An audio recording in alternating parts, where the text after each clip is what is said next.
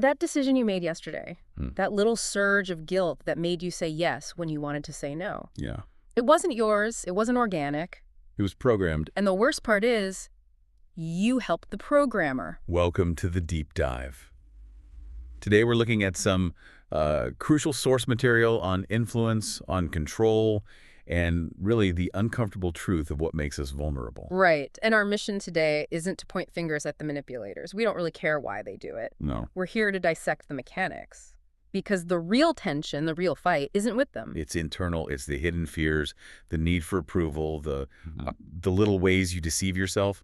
That's the weakness they find. So this is about understanding that weakness. Knowledge here is confrontation. If you understand the void they're trying to fill inside you, you can finally guard that space. Yeah. It's about seeing why you willingly accept the chains. Okay, let's jump right in. The core idea here is what they call dark psychology. Using these psychological tricks not for everyone's benefit, but just for selfish, maybe even harmful reasons. Deception, coercion, pure manipulation. So what kind of person is actually good at this? What are the building blocks? The sources all point to the same place. This combination of traits they call the dark triad. Machiavellianism, narcissism, and psychopathy. Exactly. They overlap, and together they create a terrifyingly effective toolkit for control. Let's break that down. Machiavellianism, that's the strategist, right? The cold planner. Yes, Mm. the one who sees people not as people, but as, chess pieces. Pawns. Their only value is how useful they are for the end goal. Precisely. They're thinking 3 moves ahead in a relationship, at work, knowing exactly which button to push next. But they need fuel for that, which is where narcissism comes in. That's the ego, an extreme, but often very fragile self-love that needs constant admiration from the outside. And psychopathy, what's its role? That's the engine. It's the complete lack of empathy, the ruthlessness, So they can execute a plan that destroys someone's career or their life. and not lose a minute of sleep. Yeah. They don't feel the damage they cause. Okay, so here's where it gets personal. How does this actually affect you? Let's take a narcissistic boss. Praises himself constantly, blames everyone else. The result isn't just that you have a bad day. The sources are clear on this. You start to feel insecure, Incompetent. deeply incompetent. Yeah. And because you feel that way, You start chasing their approval, any little scrap of it. yes, the manipulation works because it hits your basic need for validation, for approval from someone who seems confident. So they create the problem, your insecurity, and then they sell you the temporary solution. The praise. Think about that for a second. That's the whole mechanism behind flattery. Someone showers you with attention, builds this intense, rapid trust. And you feel seen, you feel valued. And right at that peak, that's when they ask for the huge favor. And you can't say no. You can't. Because you enjoyed that feeling of being appreciated so much, you'd do anything to keep it. You were used because you liked the high. That's a brutal transaction. It teaches you. Your worth comes from what you can do for them. Which leads right into the next level of control, using your own emotions against you. Guilt, fear, charm, confusion, all weapons. Guilt is probably the most common. That friend who says something like, if you don't help me, I'll be so alone, my career will be over. I have no one else to turn to. Instantly, you feel this crushing weight of responsibility for that entire life. So you say yes, even when you know you shouldn't. You sacrifice your own time, your energy, just to avoid feeling that guilt. It's emotional blackmail, pure and simple. And it can escalate from there into distorting your whole reality. We have to talk about gaslighting. This is more than just a lie, it's systematic. Oh, absolutely. The classic example isn't just, I didn't move your keys. No, it's they move your keys, they watch you panic, and then they say, You're always losing things.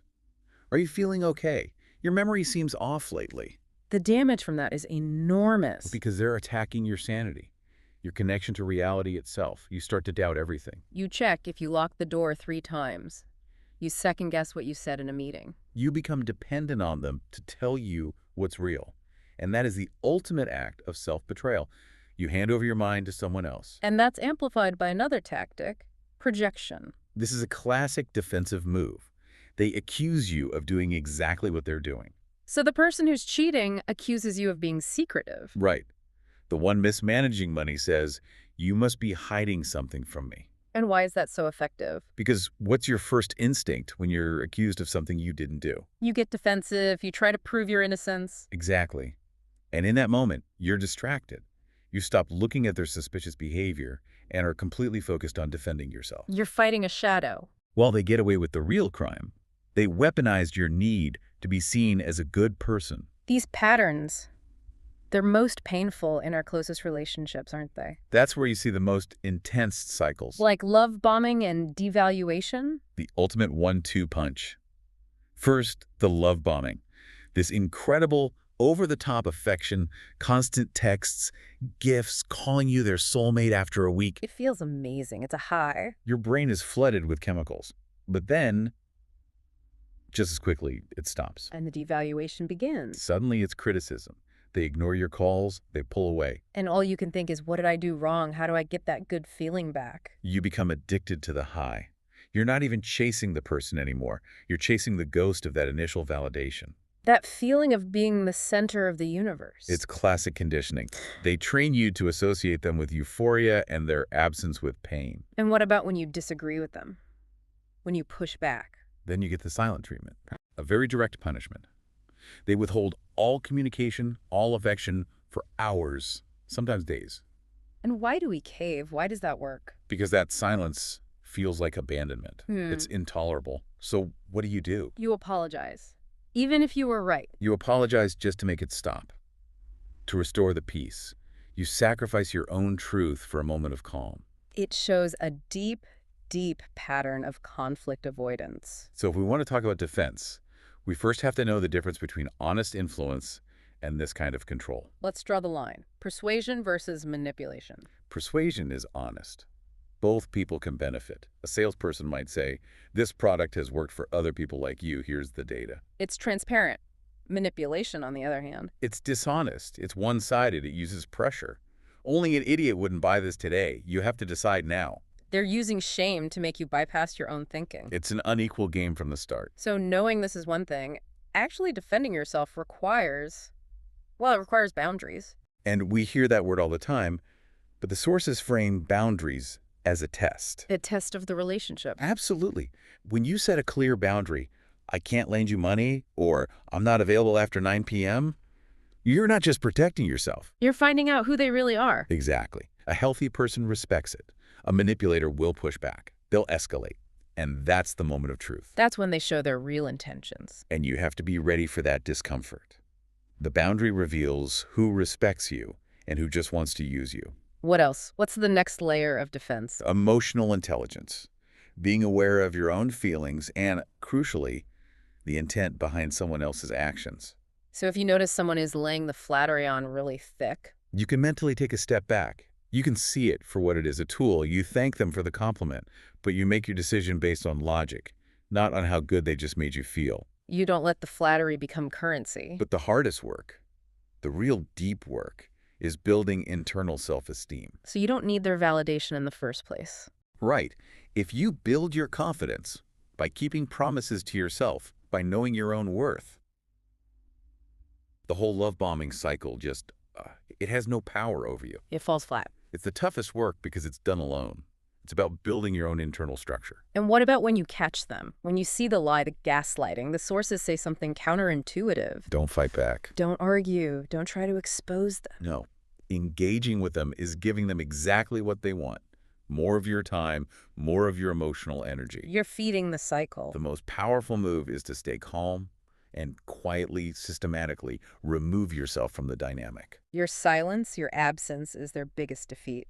Protect your own peace. So walking away from this deep dive, what are the red flags? How do you know? Trust your gut. That's the first rule. Always. If someone's words don't match what they do, if they constantly use guilt to get you to do things. Or if you just feel drained after talking to them. Yeah. Confused, uncomfortable. Even if you can't explain why. That feeling is not an accident. It's the price you paid for the psychological transaction that just happened. And it means it's time to create distance.